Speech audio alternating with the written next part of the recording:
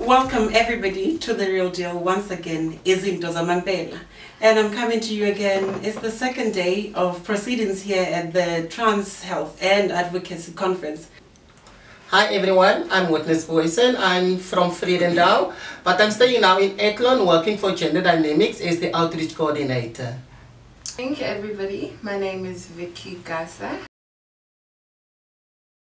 Access to health and to healthcare is also a basic human right. We would like to acknowledge the South African Department of Health for the commitment of attention to the challenges within the transgender community, and in particular our greatest ally within the National Health Department, Mr. Eddie Schlanger, Chief Director of Maternal, Child and Women's Health Needs of Health. And he's also one of our keynote speakers, and he's somewhere. Thank you for joining us, Esther. As we start, I'd like to ask you, what is your message for this conference, and what do you think is important to consider during our proceedings? Thank you very much for including me in this very important conference, and I'm very sorry that I cannot be with you. And really congratulations for Gender Dynamics.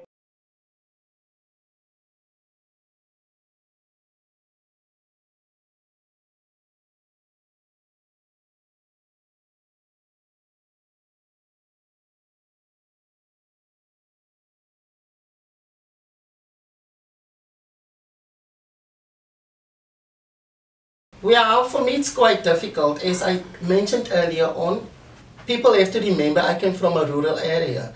And in a rural area, transgender persons don't have any information about themselves, don't have any information about surgeries, don't have any information about hormone treatment. And not only transgender persons themselves, but also the medical professionals in rural areas are clueless when it comes to transgenderism. You actually have to make the people around you understand as well, in which case that was one of my challenges. My colleague to say we shouldn't say rural means there isn't, but sometimes it is. The only thing I think in our practice, it's because we don't use scientific names. We use the traditional names. Last week, with my workshops in King Williamstown, there were several policemen and policewomen in that workshop. And the one question that came out of that workshop is, if you have to put a transgender person in a cell, how are you going to work about it?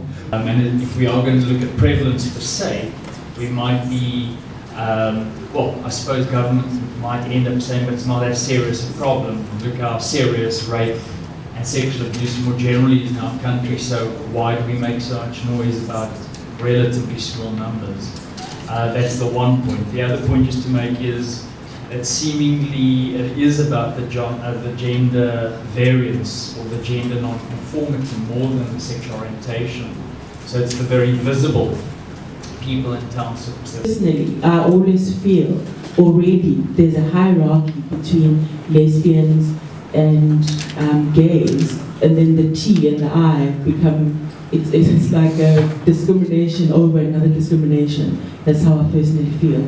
And with regards to hate crimes and things like that, in terms of legislation, I represent the criminal justice system, and long term, the plans are that if there is going to be some kind of legislation, it's going to be long term, as you can understand.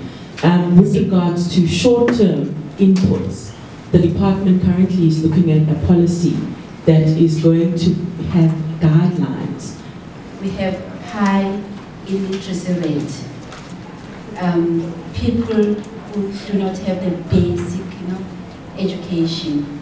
So the kind of information that you have to package the information in a way that they're going to be able to understand. Just about, thank you so much for exposing your lives and answering all these questions, and for those who expressed personal stories. That was wonderful. The conversation about sex, gender identity, sex work is a conversation that needs to continue, and we need to. In essence, everybody is a human being, and whether you're transgender, you female, you male, whatever gender you classify yourself as, you are a human being first, and everybody should actually treat you with courtesy and respect your choices, obviously. Witness? What I want people to know is transgender is not a lifestyle. Transgender is not a choice. Transgender had nothing to do with who you want to fall in love with or who you want to have sex with. Transgender had more to do with who you identified yourself to. And being transgendered doesn't mean you are bewitched. It doesn't mean you come from the other world. Being transgender is make you a normal person as any other normal person. And people so much want to respect, but when it comes to respect to transgender person, you see a different story. So my point is, respect me and I will respect you back. Thank you. Thank you, ladies, for being here. And from me, Tshepo Khositau, and the rest of the Real Deal crew, I'll just say thank you very much and continue being as beautiful as you are and representing the epitome of what women all around the world, regardless of gender identity, should be striving for. Good night. Thank you. Ja, there is something in South Africa that's called a friendly ground. And thank you for always occupying me.